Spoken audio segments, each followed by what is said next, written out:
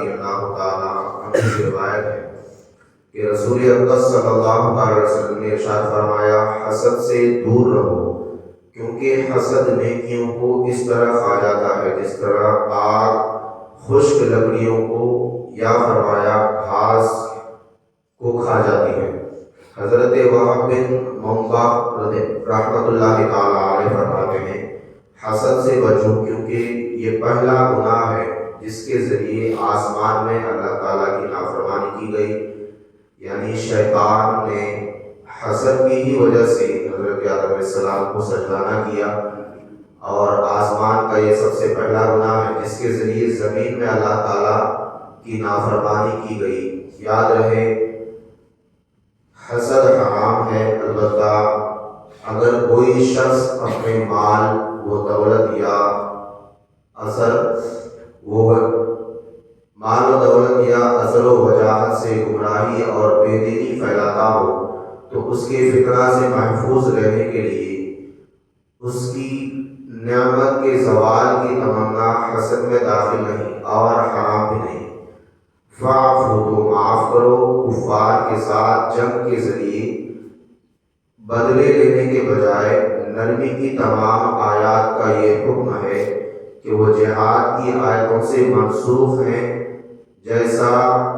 اس حکم کے آخر میں خود فرما دیا، یہاں تک کہ اللہ تعالیٰ اپنا حکم لائے اور وہ حکم جہاد و قتال کا ہے۔ یعنی یہودیوں کا جو معاملہ رہا کہ حضرت حذیفہ بن یمان اور عمار بن یاسر کو معاذ اللہ رب العالمین مرتد ہونے کی انہوں نے دعوت دی تھی، یہ جنگ احد کے بعد انہوں نے دیکھا کہ مسلمانوں کا غلبہ جو ہے بڑھ رہا ہے اور مسلمان جو ہے جوگ در جوگ جو ہے وہ یہ کامیابی کی طرف بڑھ رہے ہیں، حتیٰ کہ اس وقت یہودیوں نے حسد کی ہی وجہ سے کہ ہماری جو ہے کمیونٹی یعنی ہماری جو تعداد ہے وہ کم ہو رہی ہے اور لوگ جو ہے دین اسلام کی طرف رواں ہو رہے ہیں، تو اب انہوں نے اپنے دل میں حسد پیدا کیا، یعنی یہودیوں نے اپنے دل میں حسد رکھا کہ اگر ایسا ہی چلتا رہا تو پھر ہماری جو ہے نام و نشانی مٹ جائے گی۔ اسی کارن سے اب وہ لوگ صحابہ کرام کو یعنی ورغلانے لگے، صحابہ کرام کو جو ہے بہکانے پھسلانے لگے کہ آپ جو ہے معاذ اللہ رب العالمین اس دین سے پھر جائیے اور ہماری دین میں آ جائیے، اس میں آپ کے لیے کامیابی ہے، آپ کو جو ہے اونچا مقام دیا جائے گا وغیرہ وغیرہ، بہت ساری باتیں انہوں نے کہی۔ تو اللہ کا شکر ہے کہ حضرت حذیفہ بن عمان اور عمار بن یاسر رضی اللہ تعالیٰ عنہما ان کو جو ہے سختی کے ساتھ منع کر دی، اور جب یہ بات حضور کی بارگاہ میں پہنچائی گئی تو حضور نے فرمایا کہ تم نے بالکل صحیح کیا، اور اس کے بعد جو ہے یہ آیت کریمہ نازل ہوئی تھی وَدَّ كَثِيرٌ مِّنْ أَهْلِ الْكِتَابِ لَوْ يَرُدُّونَكُم مِّن بَعْدِ إِيمَانِكُمْ كُفَّارًا حَسَدًا مِّنْ عِندِ أَنفُسِهِم مِّن بَعْدِ مَا تَبَيَّنَ لَهُمُ الْحَقُّ فَاعْفُوا وَاصْفَحُوا حَتَّىٰ يَأْتِيَ اللَّهُ بِأَمْرِهِ إِنَّ اللَّهَ عَلَىٰ كُلِّ شَيْءٍ قَدِيرٌ۔ یعنی بہت کتابیوں نے چاہا کہ کاش تمہیں ایمان کے بعد کفر کی طرف پھیر دے، اپنے دلوں کی جلن سے بعد اس کے کہ حق ان پر خوب ظاہر ہو چکا ہے تو تم چھوڑ دو اور درگزر کرو یہاں تک کہ اللہ اپنا حکم لائے، بے شک اللہ ہر چیز پر قادر ہے۔ اور یہی حسد کی وجہ سے شیطان نے حضرت آدم علیہ السلام کو سجدہ نہ کیا، اور یہی حسد تھی کہ حابیل نے قابل کا قتل کیا زمین پر۔ یہ دنیا کا سب سے پہلا قتل تھا، سب سے پہلا گناہ تھا، اور آسمانوں میں شیطان نے جو ہے حضرت آدم علیہ السلام کو حسد کی وجہ سے حضرت آدم علیہ السلام کو خدا کے حکم نہ مانا اور حضرت آدم علیہ السلام کو سجدہ نہ کی۔ تو حسد جو ہے بہت بری بلا ہے، مسلمانوں کو چاہیے کہ ان چیزوں سے بچیں، اور جو لوگ یاد رکھیے ہمارے دین کی طرف یعنی نبی کریم علیہ الصلوۃ والتسلیم کی راہ کی طرف اپنا راستہ ہموار نہیں کرتے، اپنے آپ کو نبی کی غلامی میں نہیں ڈالتے، اور حسد کی وجہ سے وہ مسلمانوں کو بہکاتے ہیں، پھسلاتے ہیں، کبھی جو ہے وہ گمراہ ہونے کی دعوت دیتے ہیں، کبھی مرتد ہونے کی دعوت دیتے ہیں۔ جیسے مثال کے طور پر ہماری بچیاں اگر شادی ہو کر کے غیروں کے ساتھ جا رہی ہیں تو ظاہر سی بات ہے ان کے دل میں حسد ہے، اسی وجہ سے وہ لوگ مسلمانوں کو ٹارگٹ کر رہے ہیں۔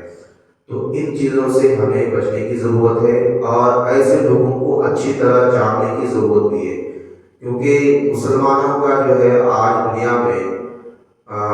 چاہے آپ کفار کو لے لیں، یہودیوں کو لے لیں یا دیگر مذاہب کو لے لیں، تو سب کے سب جو ہے مسلمانوں کے کھلے ہوئے دشمن ہیں۔ یعنی وہ جس طرح بھی ہو، کبھی ہمارے بھائی بن کر، کبھی ہمارے دوست بن کر، کبھی ہمارے جو ہے رہبر بن کر ہمارے سامنے آتے ہیں، اچھی بھولی بھالی صورت لے کے آتے ہیں اور ہم سے جو ہے محبت کا دعویٰ کرتے ہیں، لیکن حقیقت میں ان کے دل میں جو ہے ایک بڑا فتنہ چھپا ہوتا ہے۔ تو مسلمانوں کو چاہیے کہ خود بھی بچیں، اپنے اہل و عیال کو بھی بچائیں اور اپنے رشتہ دار اعزا و اقربا، اپنے دوست یار کو بچائیں۔ اور یہ بچانا جو ہے مسلمانوں کے اوپر فرض عین ہے، کیونکہ جب تک آپ مسلمانوں کی حفاظت کے لیے آگے نہیں بڑھیں گے، دین نبی صلی اللہ علیہ وسلم کو یعنی سختی کے ساتھ قائم و دائم رکھنے کے لیے جب تک آپ آگے نہیں بڑھیں گے، تب تک جو ہے آپ اسی مقام پر کھڑے رہیں گے جہاں پہ آپ ہیں۔ مثال کے طور پر جیسے مان لیجیے ریلوے اسٹیشن پہ جو ہے گاڑی آتی ہے تو گاڑی ہماری انتظار میں نہیں رہتی، ہمیں جا کے انتظار کرنا ہوتا ہے۔ ہم گاڑی میں بیٹھتے ہیں تب ہم اپنی منزل پر پہنچتے ہیں۔ تو اسی طرح جب تک آپ کامیابی اس وقت تک نہیں پا سکتے، کامیابی کی منزلت کو اس وقت تک نہیں پہنچ سکتے جب تک آپ آگے نہیں بڑھیں گے، کوشش نہیں کریں گے، کیونکہ کوشش کرنے میں ہی بھلائی ہے۔ اگر کوشش نہیں کی تو پھر آپ جہاں کھڑے ہیں بس وہیں رہ جائیں گے، وہیں سے آپ کا معاملہ ختم ہو جائے گا، آپ ختم، آپ کا معاملہ ختم، پھر آپ کے بچے جو ہے کبھی مرتد ہو جائیں گے۔ یعنی دین کی سوجھ بوجھ جو ہے، دین کی ساری باتیں اپنے نسلوں کو بتائیے، ان کو سمجھائیے، جس طرح بھی ہو ان کے اندر دین کی ساری سچائیاں ڈالی۔ اس سے انشاءاللہ تعالی ہماری نسل بھی آباد ہوگی، خدا کا دین بھی آباد ہوگا اور رسول اللہ صلی اللہ علیہ وسلم کی ہم صحیح طریقے سے پھر اس طریقے سے پیروی کر سکتے ہیں۔ استغفر اللہ ربی من کل ذنب واتوب الیہ۔